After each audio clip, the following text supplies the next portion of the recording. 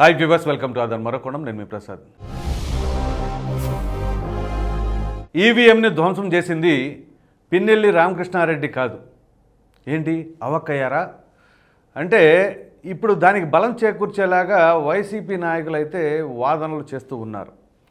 ముఖ్యంగా ఏదైతే మొన్న 13వ తేదీ ఎన్నికల రోజున మరి ఓ వ్యక్తి అక్కడికి వచ్చి ఆ ఈవీఎంని ధ్వంసం చేశారు. సాధారణంగా రాజకీయం పైన పరిజ్ఞానం ఉన్న ఏ వ్యక్తిని అడిగినా సరే అక్కడ ఉన్నది ఎవరు అంటే ప్రస్తుత ఎమ్మెల్యే అయినటువంటి పిన్నెల్లి రామకృష్ణారెడ్డి గారు. కానీ రోజు రోజుకి వాదనలు ఎలా మారుతున్నాయంటే అక్కడ ఉన్నది పిన్నెల్లి రామకృష్ణారెడ్డి గారు కాదు అనే స్థాయిలోకి వచ్చినాయంటే ఇక దీనిని బట్టి వాళ్ళ యొక్క విమర్శలు ఏ విధంగా ఉంటుందని అర్థం చేసుకోండి. మనం కనుక గతంలో కూడా గమనిస్తే ఏదైతే గోరంట్ల మాధవ్ ఆయన ఎంపీ కదా, హిందూపురం ఎంపీ, ఆయన మరి ఒక వీడియో, అశ్లీల వీడియో అది రిలీజ్ అయితే దానిని కూడా ఒరిజినల్ వీడియో బయటకు వస్తే అప్పుడు దీనికి సంబంధించింది బయటకు వస్తుంది, అసలు అక్కడ ఉంది అది కాదు మార్ఫింగ్ చేశారు అని చెప్పేసి అంటున్నారు. సో ఇట్లా కళ్ళ ముందు కనబడుతున్న వాటిని కూడా మార్ఫింగ్ అని చెప్పేసి అంటున్నారు అంటే దీనిని బట్టి ఏమని అర్థం చేసుకోవాలి? అంత అమాయకంగా ప్రజలు ఉన్నారని చెప్పేసి అనుకోవాల్సి ఉందా? మరి ఇప్పుడు జరుగుతున్న పరిస్థితులను బట్టి అదేనేమో అన్నట్లుగా ఉంది. ఓ ప్రక్కన ఆ వీడియో ఆ ప్రకారంగా ఆయన పిన్నెల్లి గారు లోపలికి రావటం, ఈవీఎంను ధ్వంసం చేయటం అదంతా కూడా రికార్డ్ అయ్యింది. సో అది జరిగిన వారం రోజులకి, బహుశా 5-6 రోజుల తర్వాత అనుకోండి, అది లోకేష్ గారి ట్విట్టర్ ఎదుగుగా వచ్చేసరికి అక్కడ నుంచి ఎలక్షన్ కమిషన్ దానిపైన చర్యలు చేపట్టింది. అసలు లోకేష్ గారికి ఆ వీడియో ఎక్కడి నుంచి వచ్చింది? ఇది వైసీపీ నాయకులు అడుగుతున్న ప్రశ్న. ఆ వీడియో ఎక్కడి నుంచి వచ్చింది అనేది ఇంపార్టెంటా, ఆ వీడియోలో ఏం జరిగింది అనేది ఇంపార్టెంటా? మరి దీన్ని బట్టి ఎలా ఉంటుందో వీళ్ళ యొక్క వాదనలో మీరే అర్థం చేసుకోండి. అఫ్కోర్స్ దీనికి సంబంధించి ఆయనకి బెయిల్ కూడా వచ్చిందనుకోండి, సో ఆ బెయిల్ విషయం ప్రక్కన పెడదాం. కానీ అక్కడ అసలు ఉంది పిన్నెల్లి గారా కాదా? ఒకవేళ పిన్నెల్లి గారే కాదనుకుందాం. కాదనుకున్నప్పుడు ఆ నియోజకవర్గంలో ఆ స్థాయి నాయకుడు ఎవరైనా ఉన్నారా అంటే ఎలక్షన్ ఆఫీసర్స్, అంటే పోలింగ్ ఆఫీసర్స్ అక్కడ బూత్లో ఉన్న వాళ్ళకి ఆ వ్యక్తి వచ్చినప్పుడు నమస్కారాలు కూడా పెట్టారు. అది ఆ వీడియోలో క్లియర్గా కనిపిస్తుంది. మరి అక్కడ ఇంకెవరున్నారు ఆ స్థాయిలో నాయకుడు? పోనీ తెలుగుదేశం పార్టీ అభ్యర్థి జోలకండి బ్రహ్మారెడ్డి ఆయన అనుచరులు అనుకుంటానికి ఏమన్నా అవకాశం ఉందా? అలాగే అనుకుందాం. పోనీ తెలుగుదేశం పార్టీ నాయకులే అనుకుందాం. అనుకున్నప్పుడు అక్కడ ఆ ఈవీఎం బద్దలు కొడతా ఉంటే ఓ వ్యక్తి వెళ్ళారు కదా అక్కడికి అడ్డుకోవటానికి, మరి ఆ వ్యక్తి తెలుగుదేశం పార్టీ అతనే అంటున్నారు. సో అక్కడ క్లియర్ కట్గా అర్థమవుతుంది ఏంటి అంటే తెలుగుదేశం పార్టీకి ఆ ఈవీఎం ధ్వంసం చేసిన దానికి సంబంధం లేదు. పోనీ ఎవరు చేస్తారు? వైసీపీ వాళ్ళు చేయాలి. వైసీపీలో ఆ స్థాయి నాయకులు ఎవరైనా ఉన్నారా అంటే మరి ఆ నాయకుల పేర్లు వేరేది ఏదైనా ఉంటే బయటికి రావాలి కదా, అవి ఏమీ రాలా. డైరెక్ట్ పిన్నెల్లి రామకృష్ణారెడ్డి గారే అని చెప్పేసి అక్కడ వీడియోలో కనిపిస్తున్నా కానీ ఆయన కాదు మార్ఫింగ్ చేశారనే స్థాయికి వచ్చినాయి అంటే వాదనలు దీన్ని బట్టి ఎట్లా ఉంటుందో మీరే అర్థం చేసుకోండి. పోనీ అది కూడా కొట్టిపడేద్దాం, వాళ్ళు చెప్తున్న దానికి వాస్తవం అనుకుందాం.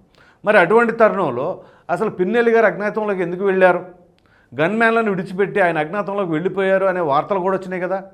ఆ అంశం ప్రక్కన పెడితే దాని తర్వాత ఆయన తెలంగాణ వచ్చేశారని, సంగారెడ్డి ప్రాంతంలోని ఇస్నాపూర్ ఆ ప్రాంతంలో ఆయన ఉన్నారు అని చెప్పేసి వార్తలు కూడా వచ్చినాయి కదా.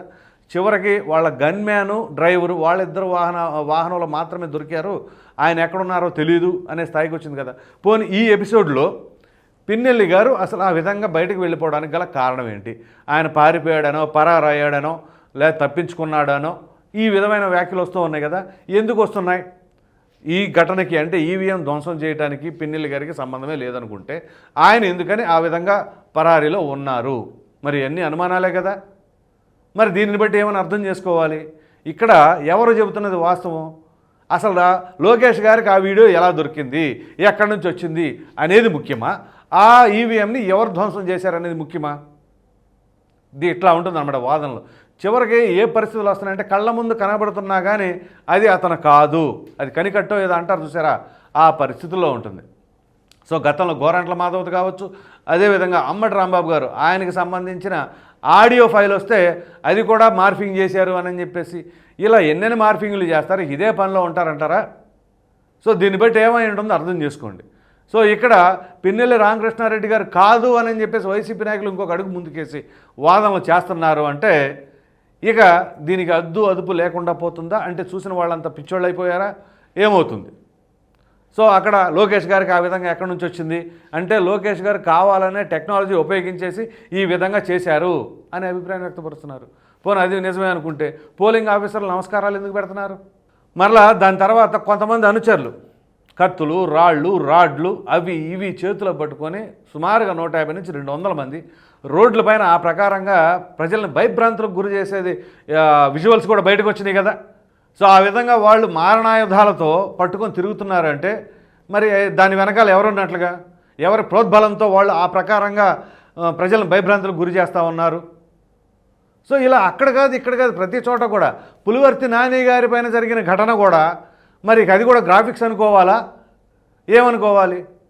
ఇలా ఎక్కడికక్కడ జరిగిన దాన్ని ఒక కొంతవరకు అంటే కవర్ చేసుకుంటారు. ఇక ప్రతిదాన్ని కూడా అసలు మేము శుద్ధలం, మరి మాకు ఏమీ సంబంధం లేదు అని చెప్పేసి అన్నప్పుడు ఎవరికి వాళ్ళు ఎందుకు ఎస్కేప్ అవుతున్నారు, ఎందుకు భయపడుతున్నారు? 4 సార్లు ఎమ్మెల్యే గెలుపొందారు, 5వ సారి కూడా గెలుస్తారు కదా. మరి ఈవీఎంలు ధ్వంసం చేయాల్సిన అవసరం ఏముంది అంటే ఈవీఎంలు ఆయన ధ్వంసం చేయలేదు, తెలుగుదేశం పార్టీ కార్యకర్తలు, తెలుగుదేశం పార్టీ నాయకులు ఈ విధంగా చేశారు అని. అసలు ఆ వీడియో ఫుటేజ్ ఎలా వచ్చింది అని చెప్పేసి అంటారు. దానిపైన చట్టం చూసుకుంటుంది. ఎలక్షన్ కమిషన్ ఉంది కదా, వాళ్ళు ఏ విధంగా మరి దానికి సంబంధించిన అంశం బయటకు వచ్చింది ఏంటి అనేది వాళ్ళు పరిశీలిస్తారు.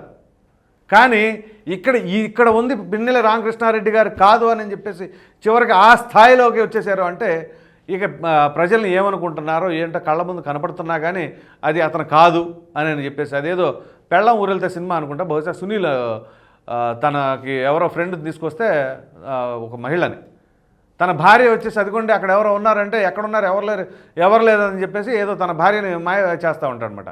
ఇక్కడ ఆ పరిస్థితుల్లో ఉంది. ఓ ప్రక్కన వ్యక్తి కనిపిస్తున్నా కానీ చివరికి అది అతను కాదు అనే పరిస్థితిలో వస్తుంది. అది ఇప్పుడైనా కాదు, గోరంట్ల మాధవ్ దగ్గర నుంచి చూసుకున్నట్లయితే ప్రతి ఒక్క అంశంలో కూడా. సో ఇలా మనం అనేక రకాలైన ఉదాహరణలు చెప్పుకోవచ్చు. జగన్మోహన్ రెడ్డి గారి ప్రభుత్వంలో ఎమ్మెల్సీ ఆనంద్ బాబు గారు ఏదైతే డ్రైవర్ సుబ్రహ్మణ్యం హత్య ఉందో ఆ హత్యకు సంబంధించిన ఎపిసోడ్లో కూడా మరి అనంతబాబే డైరెక్ట్గా పోలీసుల దగ్గర ఒప్పుకున్నా కానీ దాన్ని కవర్ చేసే ప్రయత్నం కొంత అత్యుత్సాహంగా భావించవలసి ఉంటుందేమో వైసీపీ నాయకులది. సో ఇక్కడ వైసీపీ నాయకులు, తెలుగుదేశం పార్టీ నాయకులు అని కాదు, ఎవరి హయాంలో ఏమి జరిగినా తప్పే. అదేమిటి అంటే ఒక ప్రశ్న అడిగినప్పుడు ఈ ప్రశ్నకి సమాధానం చెప్పకుండా అప్పుడు తెలుగుదేశం పార్టీ హయాంలో ఏం జరిగిందంటారు. తెలుగుదేశం పార్టీ హయాంలో జరిగిన వాటిని ప్రజలు గమనించారు కాబట్టే వాళ్ళని ఓటమికి గురి చేశారు. ఇప్పుడు మీరు చేసిన దాన్ని కూడా గమనించి ఓటమికి గురి చేస్తారని మీరు ఒకవేళ ఒప్పుకుంటారా? అది ఒప్పుకోరు. అట్లాంటి అబ్బాయి అదే ఒప్పుకోరు. కానీ ఇక్కడ ఉంది మాత్రం వీళ్ళు కాదు, మా వైసీపీ నాయకులు కాదు అని అంటారు. మరలా దీనికి తిరిగి ఏం సమాధానం చెబుతారంటే ఇప్పుడు ఏదైతే బెయిల్ ఇచ్చిందో అరెస్ట్ కాకూడదు అని చెప్పేసి కోర్టు, దీనికి సంబంధించి మరలా ఎలా చెప్తారంటే ఇది పులి బయటకు వచ్చింది, సింహం సింగులు, ఈ జంతువులతో పోలికలు జరుగుతూనే ఉంటాయన్నమాట. సో ఇక్కడ మనం మాట్లాడుకోవాల్సిన విషయం ఏంటి అంటే అసలు పిన్నెల్లి రామకృష్ణారెడ్డి గారు కాదా అవునా అని అంటే అది అసలు పిన్నెల్లి గారు కూడా కాదే అనే పరిస్థితికి వచ్చేసింది. సో మరి ఆ ఈవీఎం ధ్వంసం చేసింది ఎవరప్పుడు? ఇట్లా ఉంటుంది. చివరికి తెనాల్లో అన్నాబత్తుని శివకుమార్ ఎమ్మెల్యే ఆయన సుధాకర్ అనే సాధారణ పౌరుడి పైన ఆయన ఏదో అడిగాడని, మీరు క్యూలో వెళ్లకుండా ఎందుకు వెళ్తున్నారు అని చెప్పేసి అన్నందుకు ఆయన వచ్చి కొడితే దాన్ని కూడా కవర్ చేసుకుని ఇలాగ ఎలా ఉందంటే ఏదో తన భార్య ముందు ఆయన అవమానపరిచేలాగా చేశాడని ఆయన వచ్చి ఏదో ఒక దెబ్బేస్తే దానికి ఆ మీడియా ఈ మీడియా ఈ విధంగా విషం కక్కుతున్నారు అని చెప్పేసి అనే వార్తలు వస్తున్నాయి. సో ఒక ఎమ్మెల్యే వచ్చి సాధారణ పౌరుని కొడితే దాన్ని పట్టించుకోవాల్సిన అవసరం లేదు. కానీ అతను కొట్టిన తర్వాత రియాక్ట్ అయినందుకు ఇతన్ని మాత్రం తప్పు అంట. ఎమ్మెల్యే అయితే ఏంటి, మినిస్టర్ అయితే ఏంటి, అందరూ ఒకటే కదా, క్యూలో నిలబడాలా, ఓటు హక్కు వేయాలా, అంతే. దాన్ని అడగటం ఎవరైనా అడుగుతారు, అడిగినప్పుడు వచ్చేసి ఆ విధంగా డైరెక్ట్గా భౌతిక దాడులకు పాల్పడతారా? ఆ రకంగా సుధాకర్ అనే వ్యక్తిని కొట్టారు, దాన్ని కూడా కవర్ చేసుకునే ప్రయత్నం ఇట్లా ఉంటుందన్నమాట. చివరికి అది అశ్లీలత అయినా లేదా ఇంకొకటైనా దౌర్జన్యాలైనా ఏదైనా కానీ మా వాడు సూపరు, అసలు దానికి మాకు సంబంధం లేదు, ఈ రకమైన వాదనలు మరీ ఇంత మొండితనంగా వాదిస్తే ఇక ప్రజాస్వామ్యం బ్రతుకున్నట్ట? ప్రజలకు అసలు ఏదైనా సరే క్షేమంగా ఉన్నట్లు భావిస్తారా ఏంటి అనేది మీరే ఆలోచించుకోండి. 1 కాదు 2 కాదు అనేక రకాలైన ఉదాహరణలు. సో తెలుగుదేశం పార్టీ హయాంలో ఏదైతే ఎంఆర్ఓ వనజాక్షి పైన దాడి జరిగినప్పుడు ఖచ్చితంగా దాది కూడా ఖండించవలసిందే. ఎవరైనా సరే తప్పు జరిగినప్పుడు తప్పుగానే పరిగణించాలా. అది తెలుగుదేశమా, వైసీపీయా, జనసేన కాదు, ఎవరు చేసినా తప్పే.